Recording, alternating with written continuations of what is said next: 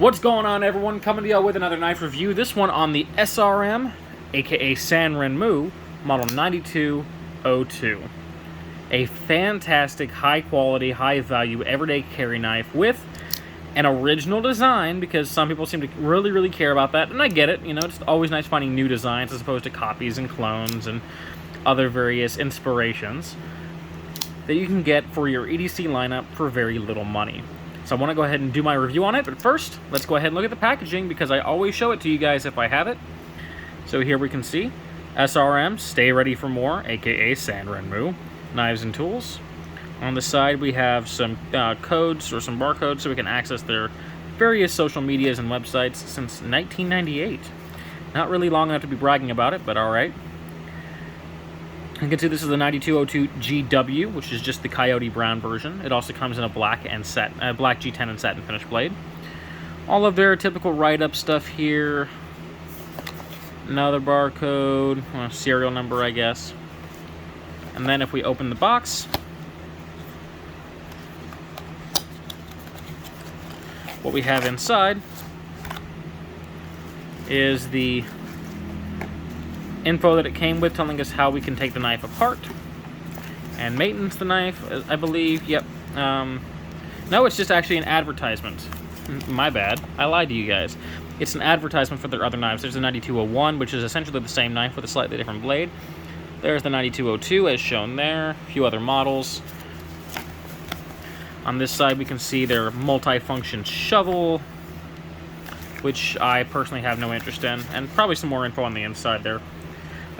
We have the little plastic baggie the knife came in, as well as the drawstring bag that the knife comes in. And it's actually a nice little drawstring bag. I don't have any issues with it. So, put the packaging off to the side now because we don't need it for the rest of the video.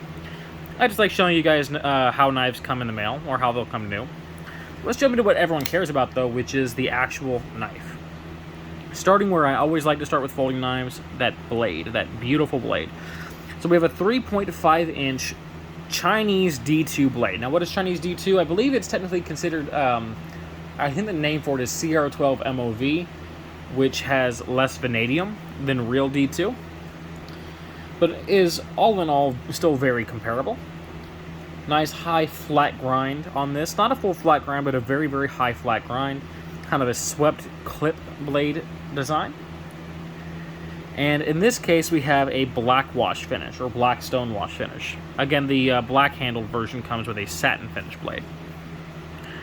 I do have quite a bit of testing and wear on this knife blade because I use it as my baseline of comparison against other Chinese knives claiming to have D2 steel. And what I can tell you is that it slices incredibly well. This blade is a very good slicer.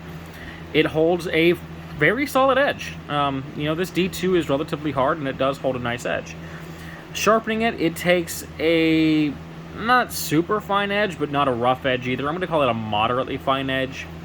It's not one of those things that you can ever, you know, run your thumb across and be like, whoa, that just glides through. It's, you know, it's more of a functional edge. It's more of a worker's edge as opposed to one of those hyper impressive, super slicey edges. But that said, it does get nice and sharp. It just takes on a, you know, a less fine edge in comparison to other steels.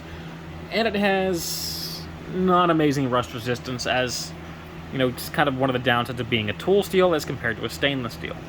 Now, I'll be honest and blunt with everyone, I'm not really a fan of D2. I live in a high humidity environment. It takes a lot of effort to keep it from rusting. It's just not my favorite steel. I also prefer knives that I can touch up in, you know, 30 seconds or less and get that shaving sharp edge back on them. I can sharpen things for longer, and I do know how to sharpen harder steels. It's just not my preference. I prefer to just zip, and go.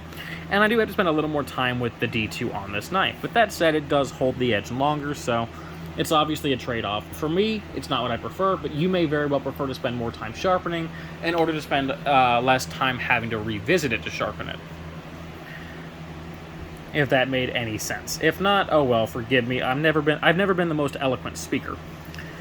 That said, though, I do like the blade shape quite a lot. We have a very fine tip on here, which is great for penetrating clamshell packaging, and it does a very good job at that. Again, the blade shape is fantastic for slicing, although admittedly, occasionally I would notice some cardboard binding up in here in the thumb hole. as I would slice. So, you know, kind of just an issue with a lot of different thumb hole designs. I don't usually have it with the spider hole, but I do tend to have it with these weirder shapes. So it is something I wanted to mention. Overall, the blade, though, is very nice, and I think that it's going to be perfectly serviceable and adequate for the overwhelming majority of people's everyday carry tasks. There on the blade, we can see some more markings there, model number, company logo. I'm assuming that's a serial number, and then, of course, the marking for the steel. It deploys via a thumb hole, and by the way, you can see this is a stepped design thumb hole, which is very interesting. I don't usually see that, but it does give us pretty good traction. But one thing I want to say is the thumb hole is not occluded by the handle, but kind of close to the handle. So getting a grip in there to deploy it isn't quite as easy as it is with a more traditional round spider hole type design. That said, it is perfectly serviceable, and I did test this with a zip tie to see if you could wave deploy it, if you wanted to do that wave modification, and the answer is yes, it absolutely does work, and you can do that if you're one of those people who likes to put zip ties on your knives. Deployment and lockup, I already mentioned deployment now, like the deployment method. Speed is okay. It's not lightning quick, it's not slow, it's okay. And the reason why is the springs on this axis type lock or crossbar lock or ambi lock or whatever the term we're using for it these days. For me, it'll always be an axis lock. But the spring on here, the Omega spring, is relatively light in tension. So it's actually much closer to a Benchmade axis type lock than something like, say, a Gonzo knife is. These are still great knives, but this feels a little closer, and it's just much easier to actuate that lock. But as a result, we also don't have as much in-handle retention either. Not so much that it's going to pop open on you, but it does take less pressure to get there, which means we can build up less tension before opening the blade. That said, this thing locks up like a vault. There is no play in any direction whatsoever. And we do have an adjustable pivot point accented by a beautiful blue anodization that we can adjust if we need it to. Just on one side, though. Close up on that locking mechanism so you guys can see. It's got this kind of black and satin two-tone aesthetic going on, which I do like. I think it's a nice little touch they didn't have to do, but they chose to anyways. You can see the action on that. If I pull that back, it just immediately drops the blade, which we don't see with a lot of these non-Benchmade axis locks. The handle is made out of G10. It is 4.7 inches long. We have this kind of double texture method. We have a more traditional G10 texture pattern down here, and then kind of this wavier design up top.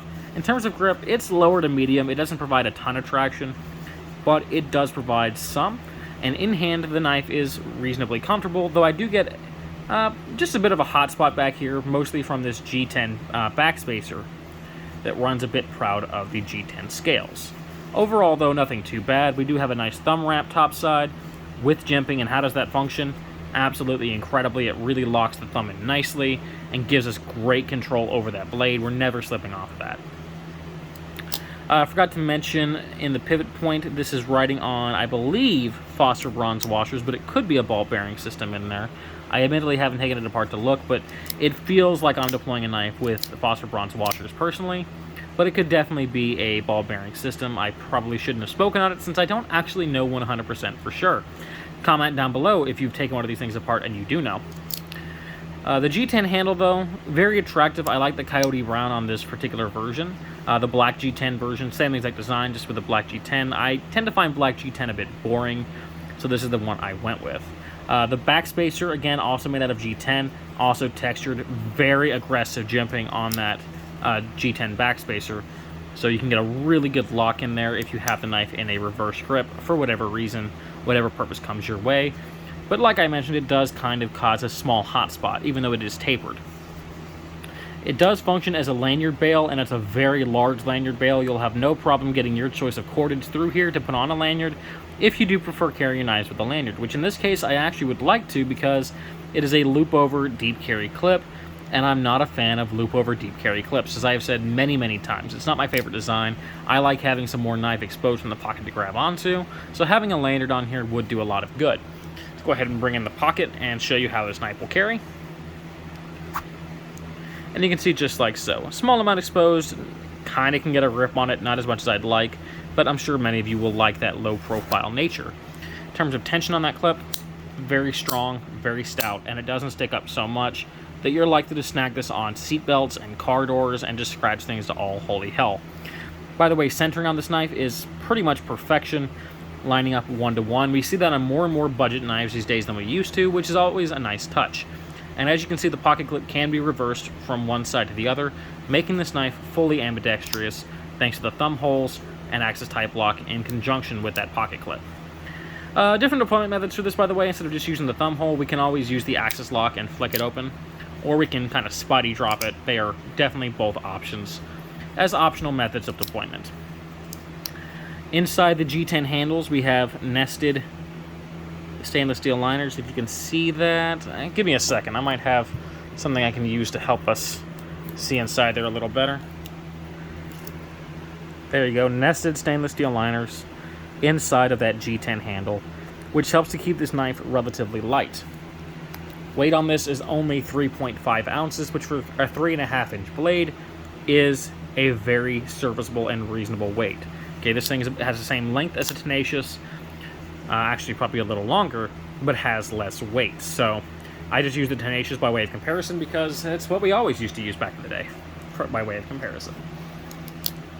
I do want to say that whenever I first got this knife, I did have my axis lock sticking a little bit, which means I had to kind of put more pressure to undo the axis. Pretty common issue with new axis lock knives, but I wanted to mention it so you guys would be aware of it in case you got your knife in and it started sticking on you. It does wear in, you just had to keep playing with it until eventually everything becomes smooth. Price point on this, by the way, about $30 to $35, which is a fantastic deal and worth it all day long. Now, there is also an FRN handled version of this knife that you can get for about $10 less. However, if I'm not mistaken, I believe it also comes in a different blade steel. I think that has an HCR 13 MOV, which I personally prefer over D2, but many of you do not. So keep that in mind. There is a cheaper alternative to this knife with different materials in case $30 might still be a little bit too much for you to want to spend on an everyday carry knife. The other version, about $20. And kind of an interesting thing that I noted whenever I was first looking over this knife, because I was trying to see if it was copying any designs, and the closest thing I could find for it was the Benchmade tagged out. However, from what I could find, the tagged out was actually pretty similar to the 9201. However, the 9201 came first. So I'm not saying Benchmade copied it, but it's kind of interesting because to me it shows there's only so many different knife designs you can reasonably do before knives begin to look like each other. You know, if this came out after the Benchmade, everyone would say, oh my god, Sanrenmu's copying Benchmade.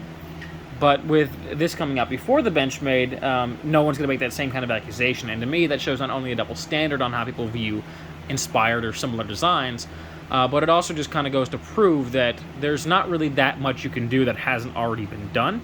So just kind of a random side note I wanted to mention there. Piss off a few of the purists out there who believe everything should be 100% unique, even though there's not really a feasible way to do that. Competitive options against this knife, I prepared a few of them. I'm going to go ahead and start with the boring ones that I mention all the time. You know, the Schrade Shorelock, one of my favorite larger everyday carry knives. I'm going to show this every time because I want all of you to go out and buy one. It's discontinued now, but you can still find it all day long for 20 bucks. AUS 8 blade made in Taiwan. Nice, robust handles, Shorelock design. Deep carry, not deep carry, but fold over clip. However, still plenty of exposure in the pocket to grab onto. Heavier knife though, price point right now, as of the time of this video, about 25 bucks. Great competitive offering.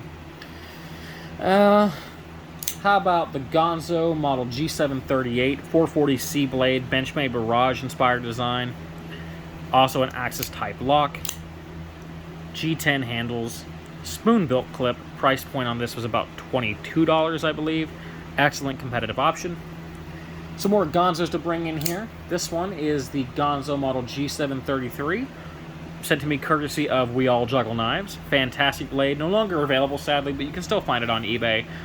440C blade, full flat ground, Spyderco stretch inspired, axis lock, G10 handles, spoon built clip. Price point on that about 25 bucks. And the last Gonzo I'm going to show by way of comparison is this one, the paramilitary copy, the Gonzo G729, 440C blade, axis type lock, G10 handles, spoon built clip. Price point around $22. That one's a great comparison, in my opinion, because these two knives are very, very similar. In fact, I have a comparative video on the two out there already. Some other knives you could buy for the hard-earned money. The Enlin EL06 9CR 18 MOV blade on this one. Kind of a, SRK Losha design. G10 handles on that, liner lock design. Right-hand tip-up carry only clip. Price point about 20 bucks.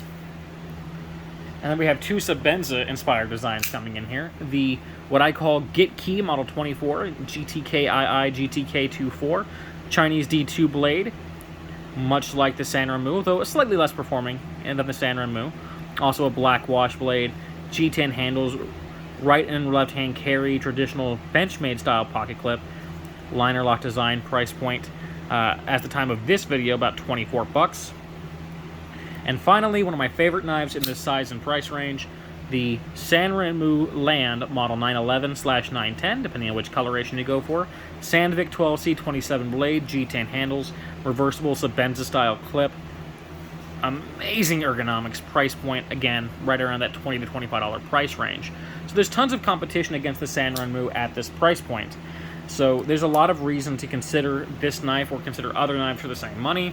All that said, I do find this to be a great blade with a unique design, and I'd give it a 9 out of 10, personally. If it wasn't from the hot spots that come from that backspacer, this would rank even higher. This would be near perfect, as far as I'm concerned. For the money, it's very hard to beat. So that is the Sanrenmu 9202, a fantastic budget everyday carry knife that I think you all should consider for your money. Hope you guys enjoyed the video. I hope you enjoy the rest of your day, and until next time, peace and take care. I will see you later.